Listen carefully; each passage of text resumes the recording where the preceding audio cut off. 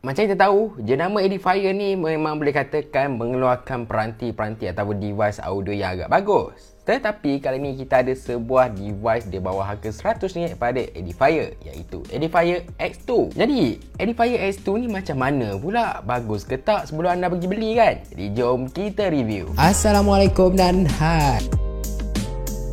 So, jom kita buka kita punya edifier X2 True Wireless Earbud Headphone dengan 28 jam dan juga Bluetooth. Jadi anda boleh tengok untuk spek-spek ringkas yang ada kat kotak ni. So anda boleh pause jap untuk baca. Jadi untuk muka, kita tarik je dekat bahagian dalam. So kita dapat kita punya edifier X2 diberikan anda. Okey, ini ialah kabel USB Type-C. Kemudian kat bahagian belakang ni anda boleh tengok ini ialah manual dan juga kita ada untuk ada satu lagi dokumen lah. Jadi jom kita tengok kita punya earbuds dan juga casing. Jadi ini dah casing dia, memang sangat kecil, comel kat sini. Bahagian bawah kita ada USB Type-C. Okey, kita buka dulu. Kemudian kalau kita buka bahagian dalam dan kita masukkan kita punya earbuds. Earbuds kita pun ada plastik juga. Jadi nak tahu best ke tak kita punya edifier X2 ni, yang mana dia sangat-sangat comel dan kecil kat sini, jom kita review. Jadi untuk tahu anda, edifier X2 ni dijual dengan harga RM79.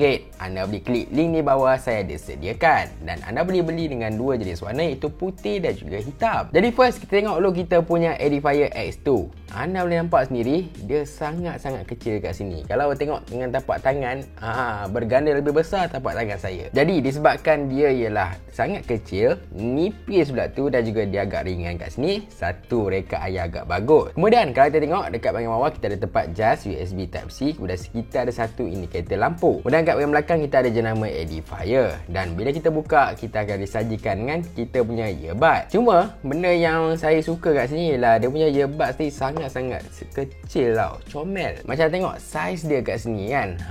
Saiz dia lebih kurang besar biji mata saya je. Dan bila saya pakai je dekat sini, saya boleh katakan ini ialah jenis half in ear. Jadi kepada anda yang memang minat half in ear, ini satu dia yang sangat bagus. Tapi kalau anda jenis minat yang boleh sumbat dalam telinga terus, yang ada eartip sebagai, ya ini mungkin tak sesuai. Sebab untuk half in ear ni, kalau telinga anda tak ada wax kan, memang selesa nak pakai. Tapi kalau ada wax, dia akan senang licin dan juga jatuh. Dan kalau berbicara tentang keselesaan dia, disebabkan dia ringan, jadi boleh pakai dalam masa yang lama. Cumanya dia punya rekaan dekat muncung dia ni kurang sikit. Yang mana bila saya pakai dalam jangka masa yang lama, dia akan rasa macam tajam-tajam, geli-geli, gatal-gatal sikit kan. Saya tak pasti kenapa, yang mana membuatkan saya rasa macam nak garu-garu, kemudian pakai balik, yang mana tak berapa nak selesa lah. Tapi anda tak perlu risau sangat, sebab dia punya keadaan tu bila pakai dalam masa mungkin 2 ke 3 jam baru rasa. Dan kalau anda memang dah selesa dengan half in ear punya earbuds, mungkin ini bukan masalah untuk anda. Jadi keselesaannya saya boleh bagi sekitar 5/10,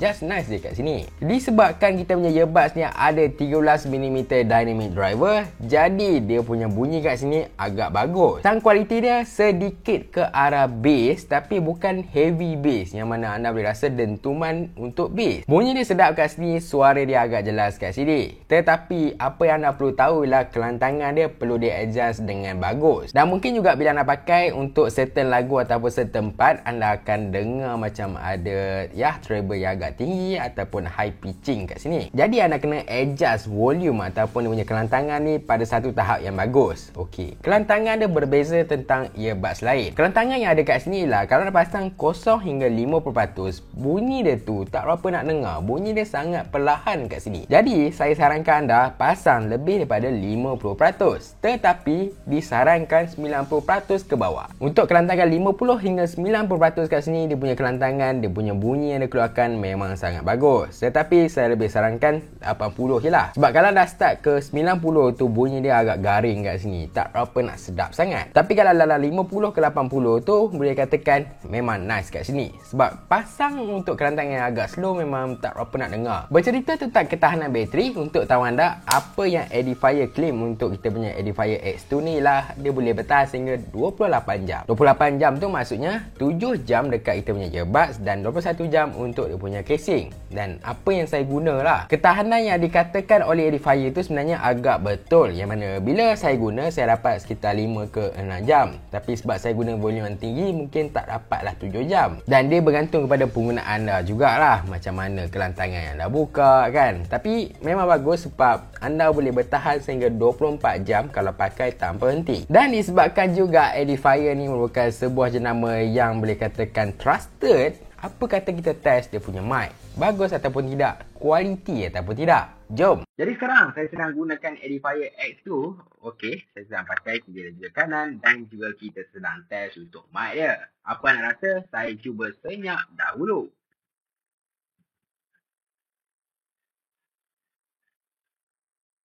Jadi apa kata kita nak buka noise sikit kat bahagian depan saya ya. Cuba adakah dia akan capture noise ataupun tidak.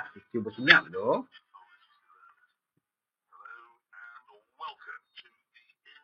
Jadi sekarang sambil saya bercakap, adakah dia lebih capture dengan bunyi background yang saya pasang dekat depan saya, ataupun dia lebih capture dengan bunyi yang saya sedang cakap sekarang? Apa kata anda komen dekat bahagian bawah tentang quality mic edifier X2. Satu benda yang saya nak respect tentang earbuds ni lah, kalau tengok dia punya rekaan ni sangat-sangat simple tau. Mungkin edifier dia punya logo kat bahagian belakang ni nampak hebat sikit lah, tetapi dengan rekaan yang sangat simple macam ni, dia ada gaming mode yang mana menawarkan latency yang sangat-sangat rendah.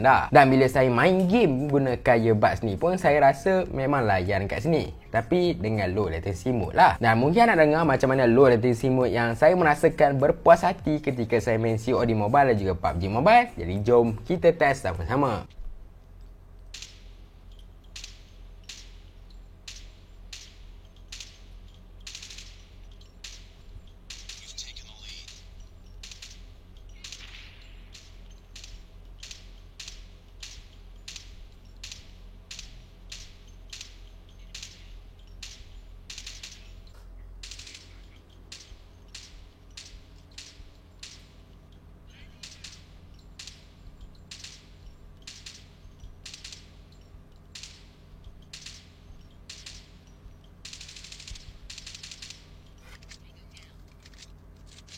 Untuk tahu anda, touch control kat sini agak terhad, yang mana anda boleh play ataupun pause, next song ataupun previous song, dan juga jawab call. Kalau nak cuba untuk adjust dia punya volume kat sini, anda kena adjust daripada anda punya device ataupun smartphone anda. Jadi itu satu benda yang agak terhad kat sini. Dan codec yang support kat sini ialah jenis SBC, bukan AAC, tapi menawarkan bunyi yang puas hatilah untuk harganya. Jadi secara kesimpulannya, sebagai sebuah TWS di bawah harga RM100 dan juga dia merupakan half in ear, saya boleh katakan dengan harga macam ni, satu deal yang sangat bagus. Sebabnya ialah dia ada satu rekaan yang senang dibawa, ringan kat sini, kecil kat sini, kemudian ketahanan bateri dia yang agak padu. Tambahan dia ada juga IP54 untuk ketahanan daripada debu dan juga percikan air. Tak lupa juga dia ada bunyi yang boleh katakan just nice untuk harganya. Jadi nampak gayanya, edifier membanggakan kita yang mana menawarkan sebuah TWS yang boleh katakan agak murah dan juga berbaloi untuk anda miliki. Jadi apa pendapat anda?